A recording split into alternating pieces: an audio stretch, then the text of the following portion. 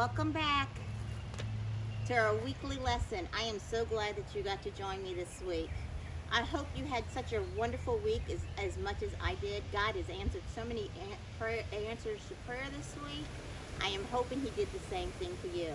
Do you know what this is? We've started a brand new month, the month of May. So that means we have a brand new Bible verse.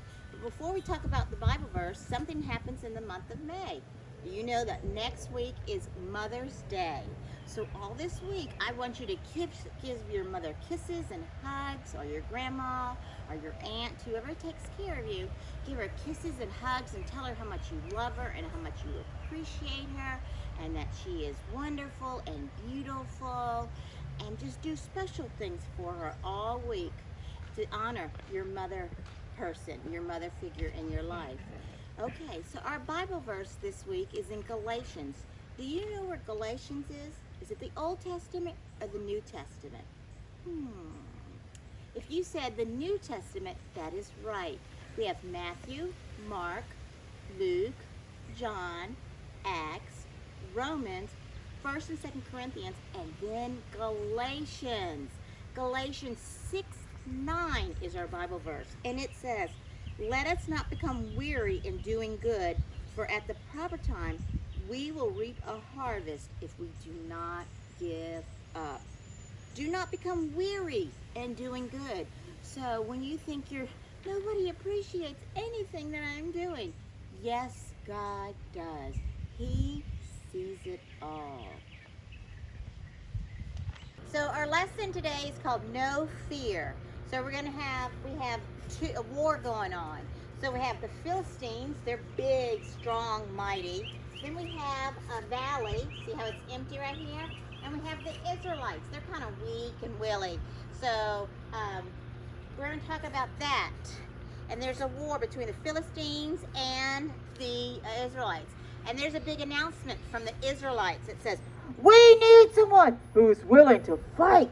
Before you volunteer, let me show you the size of the person whom you will be fighting." So they're already scared, and they already know that this man is huge. And this little boy, we're going to talk about this little boy. He's about 10, and this big man. Can you guess what story we're going to talk about? Yes, that's right, David and Goliath. And we're going to talk about fear today. Well, the Israelites and the Philistines, they were at war. And there was this man named Goliath.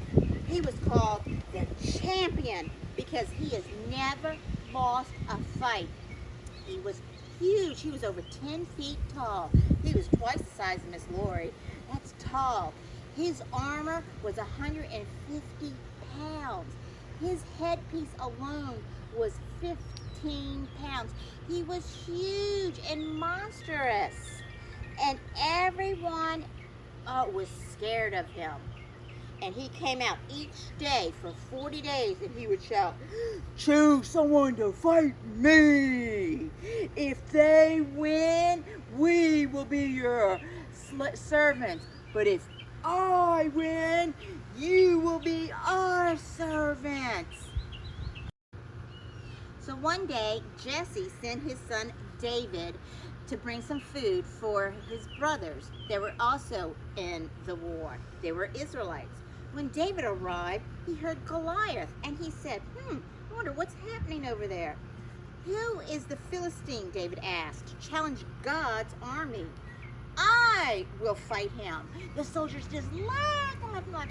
"Yeah, right, David, you fight him." So they thought it was so funny, they told King Saul, "King Saul, you got this little boy over here." So King Saul said, "Send him over here to the royal chambers." And David said, "Don't be afraid of that Philistine. I will go fight him." And Saul said, "But you're just a boy. Goliath has been fighting his entire life." Saul explained. David responded, "Well, watching my father's sheep, I had to kill lions and bears, and God always protected me. He rescued me all the time from those things." David was not afraid because he trusted in God to take care of him. Saul hesitated. No, no, no, I don't really want to do this. But he said, you want to do it? Go. The Lord be with you, Saul said. He offered David all of the armor, but David was not a grown man. So the armor was so big, it was like, too big. And David said, nope, I'm going to fight him in my own clothes. And with a slingshot and 5 smooth pebbles. When we think of pebbles, we think of, just a rock, right? Yeah, no. Back then, it was a pebble was the size of a baseball, and they could fly 100 miles per hour. So if you're a pitcher in a baseball, you know that is really a fast-going rock. Goliath said, who do you think I am? Goliath shouted, you're sending a boy? And David said, you may have a sword and a spear, David said, but I have come against you in the name of the Lord Almighty today. I will defeat you because the Lord is with me. Everyone will know that there's a God in Israel. When Goliath started to attack David, David ran towards him. David slung that stone and hit Goliath right in the smack of the center of the head. And Goliath fell down. David trusted God that day, and he won the battle against Goliath. Though Goliath was bigger, stronger, and had more weapons, David was able to defeat the giant because he trusted God. Remember, Goliath represents fear, and sometimes fear is so big we don't know how to conquer it. But if we pray and we trust God and ask him to help us, we will get through the fear. Bye.